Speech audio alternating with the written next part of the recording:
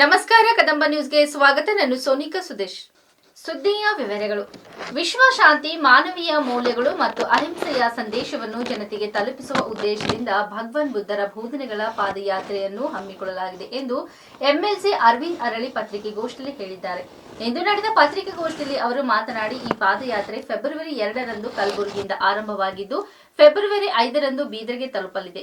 ಈ ಪಾದಯಾತ್ರೆಯ ವಿಶೇಷತೆ ಎಂದರೆ ಥೈಲೆಂಡ್ನ ಭಿಕ್ಕುಗಳು ಭಗವಾನ್ ಬುದ್ಧರ ಅಸ್ಥಿ ಕಳಸವನ್ನು ತೆಗೆದುಕೊಂಡು ಪಾದಯಾತ್ರೆಯಲ್ಲಿ ಭಾಗವಹಿಸುತ್ತಿದ್ದಾರೆ ಎಂದರು.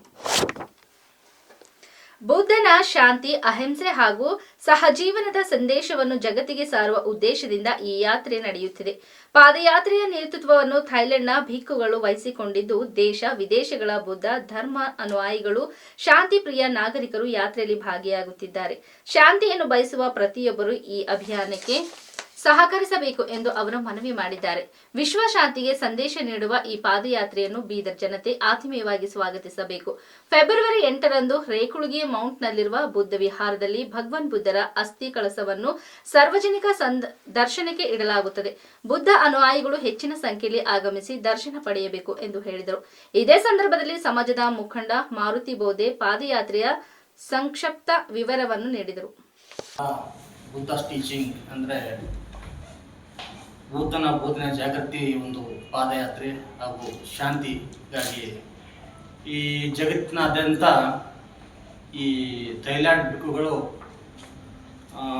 ಈ ಪೀಸ್ ಮಾರ್ಚ್ ಮಾಡ್ತಾರೆ. ಅದೇ ರೀತಿ ನಮ್ಮ ಗುಲ್ಬರ್ಗದಿಂದ ಈಗಾಗಲೇ ಹೇಳಿದಂತೆ 2ನೇ ತಾರೀಕಿಗೆ ಬುಧವಾರದಿಂದ ಸ್ಟಾರ್ಟ್ ಆಗಿದೆ.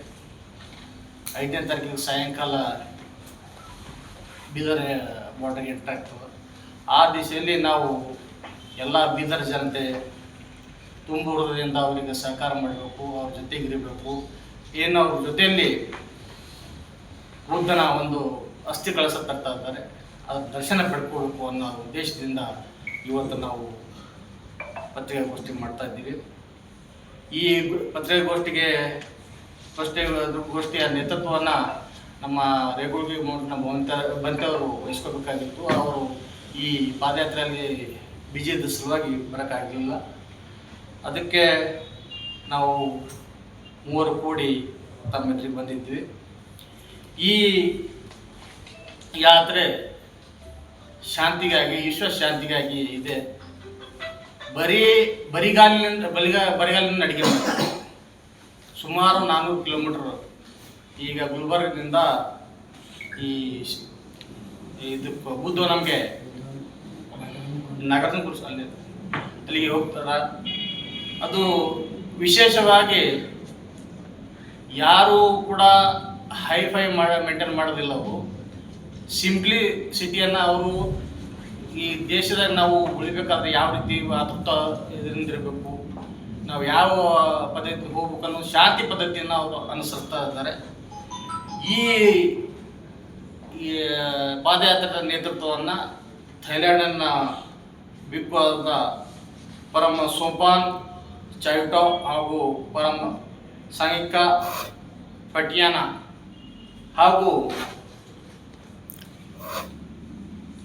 ಮಹಾ ಕಿತ್ವಾ ಸುಪಿಯ ಯರಾನ ಹಾಗೂ ನಮ್ಮ ಭಾರತ ದೇಶದ ಈ ಗಗನ್ ಮಲ್ಲಿಕ್ ಫೌಂಡೇಶನ್ನ ಚೇರ್ಮನ್ ಆದಂಥ ಡಾಕ್ಟರ್ ಗಗನ್ ಮಲ್ಲಿಕ್ ಅವರು ಕೂಡ ಅವ್ರ ಜೊತೆಲಿ ಇರ್ತಾರೆ. ಅವ್ರಿಗೆ ಸಹಕಾರ ಮಾಡ್ತಿದ್ದಾರೆ. ಇಲ್ಲಿ ಸಂಪೂರ್ಣ ಈ ಸೌತ್ ಇಂಡಿಯಾದಾಗಿಂದ ಎಲ್ಲ ಇಂಡಿಯಾದಾಗೆ ಅವರು ಪ್ರೋತ್ಸಾಹ ಮಾಡ್ತಿದ್ದಾರೆ ಅವರು ಈ ಇದಕ್ಕೆ ಜಾಥಾಕ್ಕೆ.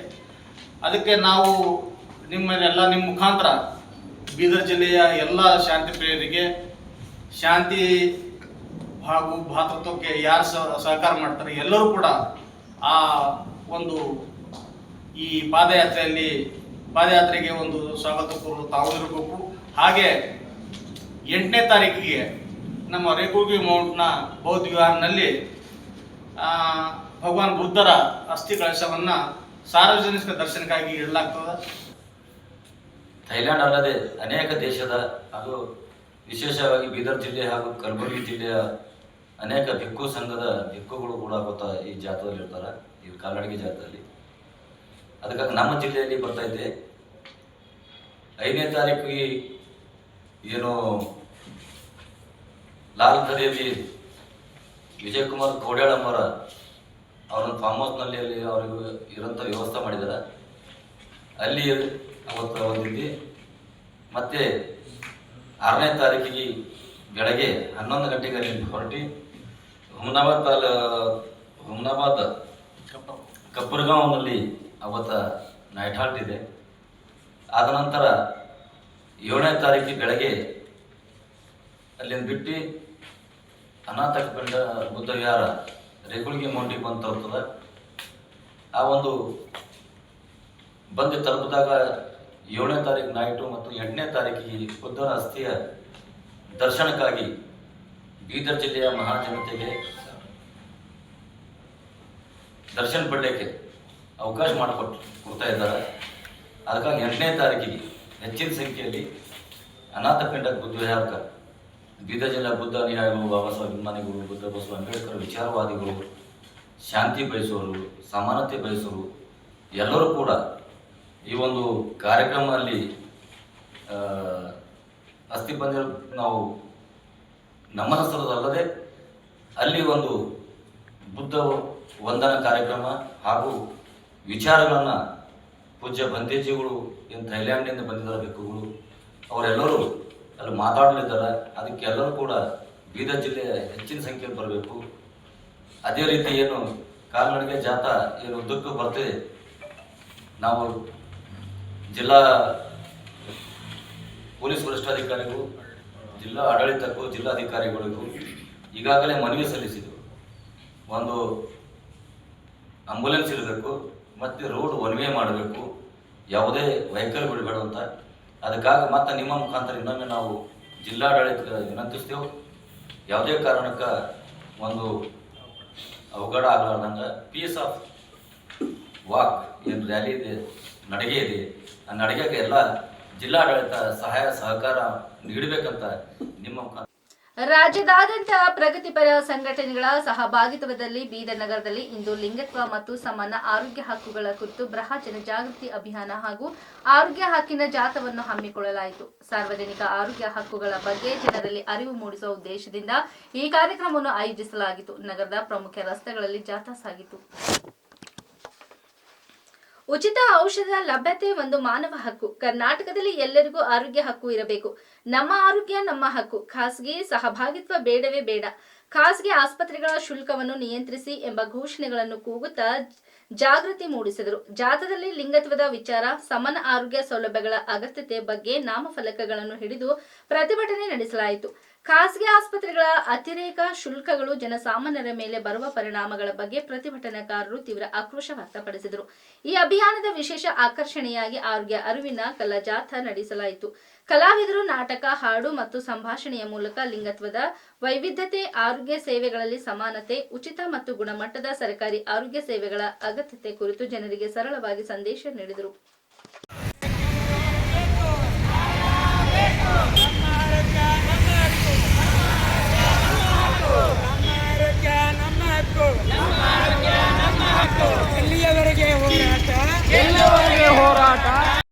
ಉಚಿತವಾದಂತ ಔಷಧಿ, ಉಚಿತವಾದ ಚಿಕಿತ್ಸೆ, ಉಚಿತವಾದ ತಪಾಸಣೆಗಳು ಕೊಡ್ತಾ ಇದ್ದಾರೆ.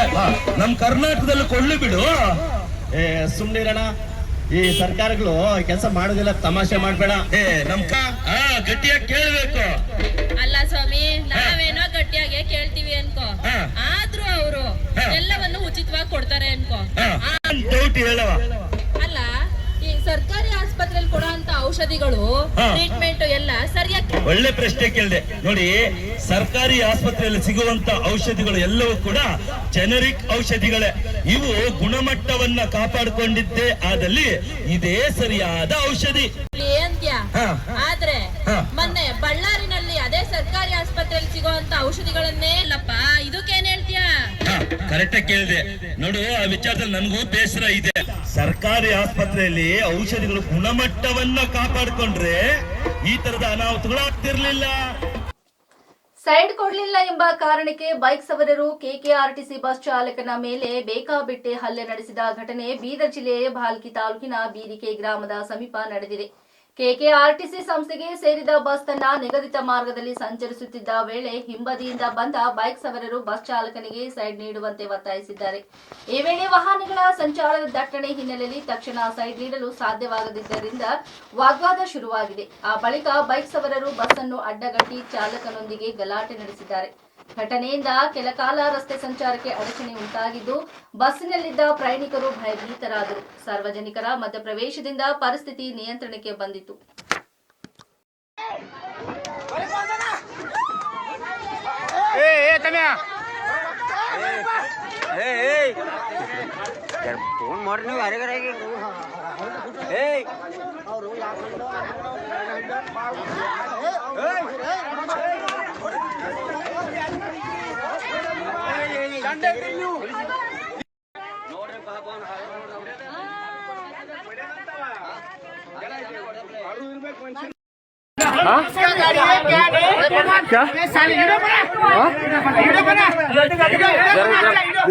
क्या होगा?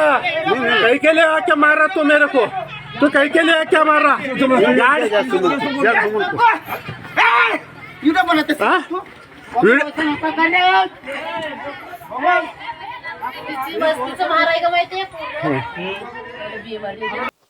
ಕೇಂದ್ರ ಸರ್ಕಾರ ಮಂಡಿಸಿರುವ ಬಜೆಟ್ನಲ್ಲಿ ಅಂಗನವಾಡಿ ಕ್ಷೇತ್ರವನ್ನು ಸಂಪೂರ್ಣವಾಗಿ ನಿರ್ಲಕ್ಷ್ಯ ಮಾಡಲಾಗಿದೆ ಎಂದು ಆರೋಪಿಸಿ ಭಾಲ್ಕಿ ತಾಲೂಕಿನಲ್ಲಿ ಅಂಗನವಾಡಿ ಕಾರ್ಯಕರ್ತರು ತೀವ್ರ ಪ್ರತಿಭಟನೆ ನಡೆಸಿದರು. ತಮ್ಮ ಆಕ್ರೋಶವನ್ನು ವ್ಯಕ್ತಪಡಿಸುವ ಸಲುವಾಗಿ ಪ್ರತಿಭಟನಾಕಾರರು ಬಜೆಟ್ ಪ್ರತಿಯನ್ನು ಸುಟ್ಟು ಕೇಂದ್ರ ಸರ್ಕಾರದ ವಿರುದ್ಧ ಘೋಷಣೆಗಳನ್ನು ಕೂಗಿದರು. ತಾಲೂಕಿನ ವಿವಿಧ ಅಂಗನವಾಡಿ ಕೇಂದ್ರಗಳಿಂದ ಆಗಮಿಸಿದ ಕಾರ್ಯಕರ್ತರು ಮತ್ತು ಸಹಾಯಕರು ಪ್ರತಿಭಟನೆಯಲ್ಲಿ ಭಾಗವಹಿಸಿ ಬಜೆಟ್ನಲ್ಲಿ ತಮ್ಮ ಬೇಡಿಕೆಗಳು ಹಾಗೂ ಆಶಯಗಳಿಗೆ ಸ್ಪಂದನೆ ಸಿಕ್ಕಿಲ್ಲ ಎಂದು ಅಸಮಾಧಾನ ವ್ಯಕ್ತಪಡಿಸಿದರು.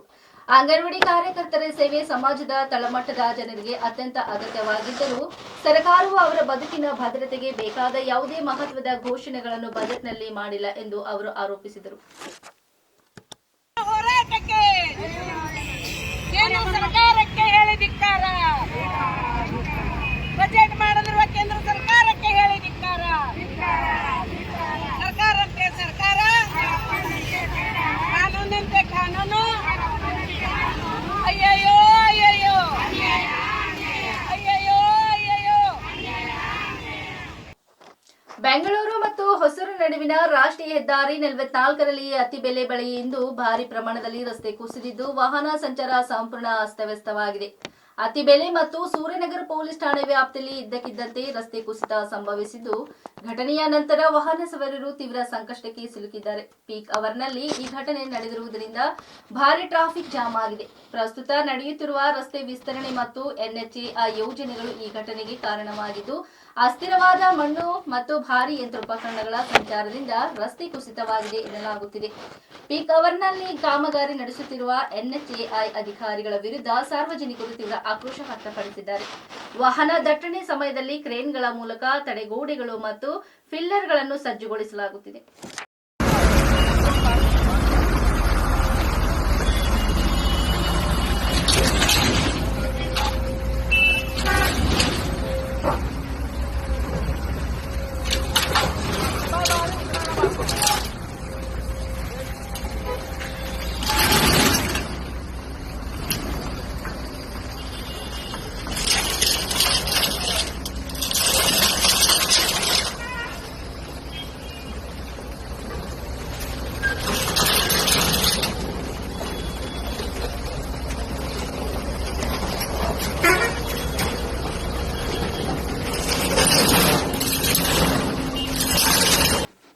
ಬುಧವಾರ ಕರ್ನಾಟಕ ವಿಧಾನಸಭೆಯಲ್ಲಿ ಭಾರಿ ಗದ್ದಲವಾದ ವಾತಾವರಣ ಕಂಡುಬಂದವು. ಬಿಜೆಪಿ ಮತ್ತು ಜೆಡಿಎಸ್ ಸದಸ್ಯರು ಸದನದ ಮಧ್ಯಭಾಗದಲ್ಲಿ ಪ್ರತಿಭಟನೆ ನಡೆಸಿ ಅಬಕಾರಿ ಸಚಿವ ಆರ್.ವಿ. ತಿಮ್ಮಾಪುರ್ ಅವರ ರಾಜೀನಾಮೆಯನ್ನು ಆಗ್ರಹಿಸಿದರು. ಅವರ ಇಲಾಖೆಯಲ್ಲಿ ಬಹುಕೋಟಿ ರೂಪಾಯಿ ಹಗರಣ ನಡೆದಿದೆ ಎಂದು ವಿರೋಧ ಪಕ್ಷಗಳು ಆರೋಪಿಸಿವೆ. ಅಬಕಾರಿ ಇಲಾಖೆಯಲ್ಲಿನ ಹಗರಣಕ್ಕೆ ಸಂಬಂಧಿಸಿದ ಆಡಿಯೋ ಸಾಕ್ಷಿಗಳನ್ನು ಒಳಗೊಂಡ 3 ಪೆನ್ ಡ್ರೈವ್ಗಳನ್ನು ಸದನದಲ್ಲಿ ನಾನು ನೀಡಿದ್ದೇನೆ. ಅಬಕಾರಿ ಉಪ ಆಯುಕ್ತರೊಬ್ಬರು ಸಚಿವರಿಗೆ ಕಮಿಷನ್ ಹೋಗುತ್ತದೆ ಎಂಬ ಹೇಳಿಕೆಯೂ ನೀಡಿದ್ದಾರೆ ಎಂದು ಆರ್. ಅಶೋಕ್ ಹೇಳಿದರು.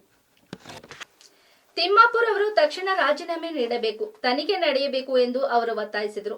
ಮುಖ್ಯಮಂತ್ರಿಗಳು ತಕ್ಷಣ ಸಚಿವರ ರಾಜೀನಾಮೆ ಪಡೆಯಲಿ, ತನಿಖೆ ನಡೆಯಲಿ. 3 ತಿಂಗಳ ನಂತರ ಅವರು ನಿರ್ದೋಷಿ ಎಂದು ಸಾಬೀತಾದರೆ ಅವರನ್ನು ಮತ್ತೆ ಸಚಿವ ಸಂಪುಟಕ್ಕೆ ಸೇರಿಸಿಕೊಳ್ಳಿ ಎಂದು ಅಶೋಕ್ ಒತ್ತಾಯಿಸಿದರು.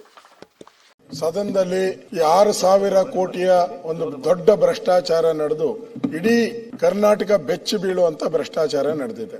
ಅದಕ್ಕೆ ದಾಖಲೆಯನ್ನು ಕೇಳಿದ್ರು ನಾನು 5 ದಾಖಲೆಗಳನ್ನು ಕೊಟ್ಟಿದ್ದೀನಿ. ಇಷ್ಟೆಲ್ಲಾ ದಾಖಲೆ ಕೊಟ್ಟರು ಕೂಡ ಪೆನ್ ಡ್ರೈವ್ ಕೊಟ್ಟಿದ್ದೀರಿ, ಲೋಕಾಯುಕ್ತ ಕಂಪ್ಲೇಂಟ್ ಕೊಟ್ಟಿದ್ದೀರಿ, ಸ್ವತಃ ಈ ರಾಜ್ಯದ ಒಬ್ಬ ಡಿಸ್ಟ್ರಿಕ್ಟ್ DC ಜಾಯಿಂಟ್ ಕಮಿಷನರ್ ಅವರು ಹೇಳಿರೋ ಹೇಳಿಕೆಗಳನ್ನೆಲ್ಲ ಕೊಟ್ಟಿದ್ದೀರಿ. ಇಷ್ಟು ಕೊಟ್ಟರು ಕೂಡ ಸರ್ಕಾರ ಇಷ್ಟು ದುಡ್ಡು 6,000 ಕೋಟಿ ಖಜಾನೆಗೆ ಬರಬೇಕಾಗಿರೋ ದುಡ್ಡು ಲೂಟಿ ಆಗಿದೆ. ಇದ್ರ ಬಗ್ಗೆ ನಾವು ರಾಜ್ಯದ ಮುಖ್ಯಮಂತ್ರಿಗೆ ನಾವು ಪದೇ ಹೇಳಿದಿರಿ, ಅವ್ರ ರಾಜೀನಾಮೆ ತಗೊಳ್ಳಿ, ಫಸ್ಟ್ ಅವ್ರ ರಾಜೀನಾಮೆ ಕೊಡ್ಲಿ, ಆಮೇಲೆ ತನಿಖೆ ಮಾಡ್ಲಿ, ಅವ್ರು 3 ತಿಂಗಳಿಗೆ ಬೇಕಾದ್ರೆ ವಾಪಸ್ ತಗೊಳ್ಳಿ, ನಮ್ದೇನು ಅಬ್ಜೆಕ್ಷನ್ ಇಲ್ಲ. ಗಣಪತಿ ಕೇಸಲ್ಲಿ ಜಾರ್ಜ್ ಅವ್ರದ್ದಾಗಿತ್ತು, ರಾಜೀನಾಮೆ ಕೊಟ್ರು ಜಾರ್ಜ್ ಅವರು. ಈಶ್ವರಪ್ಪನವ್ರ ಕೇಸ್ ಆಗಿತ್ತು, ರಾಜೀನಾಮೆ ಕೊಟ್ರು. ಆ ವಿಡಿಯೋ ವಿಚಾರವಾಗಿ 3 ಜನ ಮಂತ್ರಿಗಳು ರಾಜೀನಾಮೆ ಕೊಟ್ರು. ಇದೆಲ್ಲ ಜನ ನೋಡ್ತಾ ಇದ್ದಾರೆ. ಇದು ಅಬಕಾರಿ ಇಲಾಖೆಯಲ್ಲಿ ನಡೀತಾ ಇರೋದು ಎಲ್ಲರಿಗೂ ಮನೆ ಮಾತಾಗ್ಬಿಟ್ಟಿದೆ. ಸ್ವತಃ ಯಾರು ಅಬಕಾರಿಯನ್ನ ಸೇಲ್ ಮಾಡ್ತಾರೆ ಅವರೆಲ್ಲ ಕಂಪ್ಲೇಂಟ್ ನಮ್ಮ ಹತ್ರ ಎಲ್ಲ 10,000 15,000 ದುಡ್ಡು ತಗೊಂತಾ ಇದ್ದಾರೆ. ಈಗ ಮುಖ್ಯಮಂತ್ರಿ ಮಾಡಿಲ್ಲ ಅಂದ್ರೆ ಮುಖ್ಯಮಂತ್ರಿ ಪಾಲ್ ಎಷ್ಟು ಇದರಲ್ಲಿ ಅಂತ ಕೇಳ್ತಾರೆ. ಮುಖ್ಯಮಂತ್ರಿ ಪಾಲ್ ಇರ್ಬೇಕಿಲ್ಲ ಅಂದ್ರೆ ಯಾಕೆ ಕೇಳ್ತಾರೆ? ಯಾಕೆ ಅವ್ರನ್ನ ಅವಾಯ್ಡ್ ಮಾಡ್ತಾ ಇದ್ದಾರೆ? ನೈತಿಕತೆ, ನಮಗ್ ನೈತಿಕತೆ ಪಾಠ ಹೇಳ್ತಾರಲ್ಲ, ಎಲ್ಲಿ ನೈತಿಕತೆ ಇದೆ ಇವ್ರಿಗೆ? ಇದರಲ್ಲಿ ಯಾವ್ಯಾವ ಎಲೆಕ್ಷನ್ಗೆ ಈಗ ಪ್ರಧಾನಮಂತ್ರಿಗಳು ಒಂದು ಹೇಳಿಕೆಯನ್ನ ಬಂದಿತ್ತು, ಅಲ್ಲಿ ನಾನು ನೋಡಿದ್ದೀನಿ. ಮಹಾರಾಷ್ಟ್ರ ಚುನಾವಣೆಗೆ ಅಬಕಾರಿದು 700 ಕೋಟಿ ಬಂದಿದೆ ಅಂತ. ಅವ್ರು ಪ್ರಧಾನಮಂತ್ರಿಗೆ ಮಾಹಿತಿ ಇಲ್ದಿರ ಹೇಳಿರ್ತಾರ? ಇವತ್ತು ಪ್ರತಿ ಎಲೆಕ್ಷನ್ಗೂ ಹೋದ್ಸರಿ ಬಳ್ಳಾರಿ ಎಲೆಕ್ಷನ್ಗೆ ವಾಲ್ಮೀಕಿ ನಿಗಮದ್ದು, ಲೋಕಸಭೆ ಎಲೆಕ್ಷನ್ಗೆ, ಇವತ್ತು ಅಸ್ಸಾಮಲ್ಲಿ ನಡೀತಾ ಇದೆ. ಇನ್ಚಾರ್ಜು DK ಶಿವಕುಮಾರ್ ಅವರು, ಕೇರಳಗೆ ಇನ್ಚಾರ್ಜು ಜಾರ್ಜ್ ಅವರು. ದುಡ್ಡು ಅಬಕಾರಿಗೆ ಇಲಾಖೆದು ಕರ್ನಾಟಕದ. ನಾವೆಲ್ಲ ಕರ್ನಾಟಕವನ್ನ ATM ಮಾಡಿದ್ದಾರೆ, ATM ಅಲ್ಲ. ಈಗ ರಿಸರ್ವ್ ಬ್ಯಾಂಕ್, ಕೇಂದ್ರದ ಕಾಂಗ್ರೆಸ್ ಸರ್ಕಾರ, ಕಾಂಗ್ರೆಸ್ ನಾಯಕರಿಗೆ ರಿಸರ್ವ್ ಬ್ಯಾಂಕ್ ಇದು. ಪ್ರತಿ ಎಲೆಕ್ಷನ್ಗೂ ಇಲ್ಲಿಂದ ಹಣನ ಕಳಿಸ್ತಾ ಇದ್ದಾರೆ. ಇಲ್ಲಾಂದ್ರೆ ಅವ್ರನ್ನ ರಾಜೀನಾಮೆ ತಗೋಬೇಕಾಯ್ತು. ಇಲ್ಲಿವರೆಗೆ ಸುದ್ದಿ ಕೊಟ್ಟಿದ್ದು ನಾನು ಸೋನಿಕಾ ಸುದೇಶ್. ಮುಂದಿನ ಸುದ್ದಿಯೊಂದಿಗೆ ಮತ್ತೆ ಭೇಟಿ ಹೋಗೋಣ. ವಂದನೆಗಳು.